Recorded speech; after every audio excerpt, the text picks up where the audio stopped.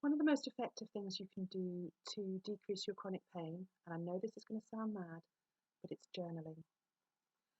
Journaling is an absolutely key skill in a mind-body approach to reducing chronic pain.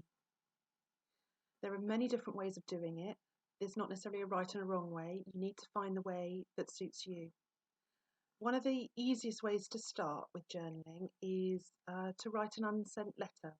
And that is just as it sounds. It's a letter to somebody, but you don't ever send it. So it might be that that person's wronged you or upset you. That could be something that's happened more recently, or it could be something that has happened a long time ago. You know, a teacher from school, somebody in a workplace when you were in your 20s. Um, there are many, many things that trigger us over the years, and actually we quite often hold on to some aspect of that, and that produces tension in our body, and the journaling helps to release it.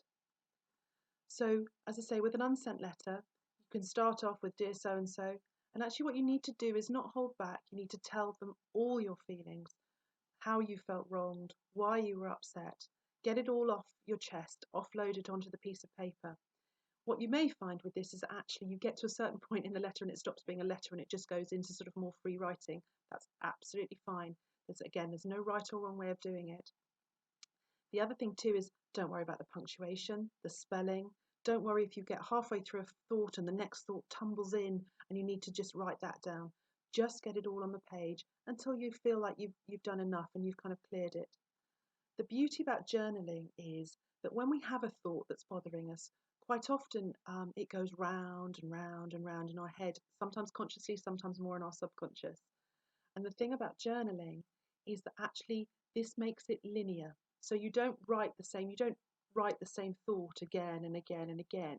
You write one thought and then that moves on to the next thought and you write that down and that moves on to the next thought. And what this does is it provides a pathway in your mind to often go backwards to the point at which you then realize the thing that really, really bothered you or the feeling that you really, really had at that time, rather than what we've constructed in our minds since then.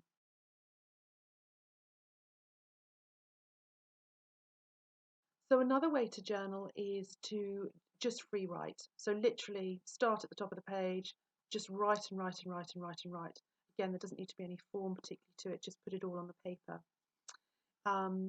What we do with all our journaling, or what we recommend you do with all your journaling, is don't reread it, don't keep it. It's not about analysis, it's not about that, it's about an offloading of thoughts and feelings.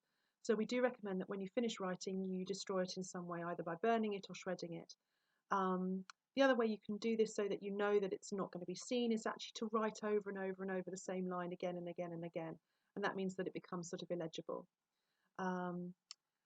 So those are two very basic ways of journaling that can be really helpful.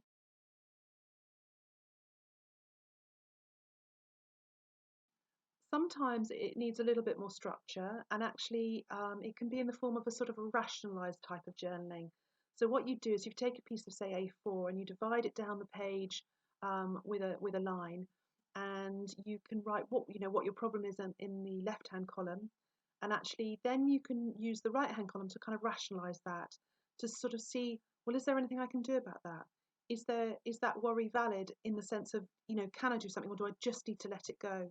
Because quite often with worries and anxiety, they do spiral and they get bigger and bigger and bigger. And actually, when we rationalize them on a piece of paper, we realize that there are elements of that that we can't do anything about. So actually, it's not worth our energy to continue focusing on it. But we sometimes need to identify that by rationalizing in a journaling sense, to be able to go, actually, I can let that bit go, but this bit actually I can do something about, so therefore I will.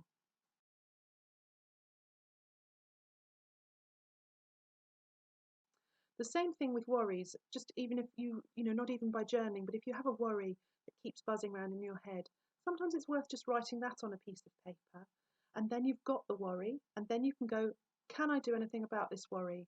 And if the answer's no, then just breathe and let it go. If the answer's yes, then you can write down what the solution is or what steps you can take to try and provide the answer to that.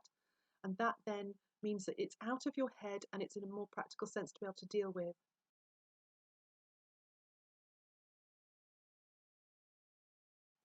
sometimes letting go of previous worries and things is actually really, really hard. I absolutely know it's not easy. So what I do recommend to people is actually to have a little box, perhaps on the mantelpiece or on the side, and have small pieces of paper. And when you have something that comes up that you're not really quite ready to let go of, but actually you're aware that it is a trigger, what you can do then is actually put that worry down on a piece of paper and pop it in the box. Because then what it is it's not going round and round and round inside your head anymore. It's actually on the piece of paper. And if you need to go back to the box and take that piece of paper out and deal with that, then it's there for you to do that. But you're not carrying it around and around and around with you all the time.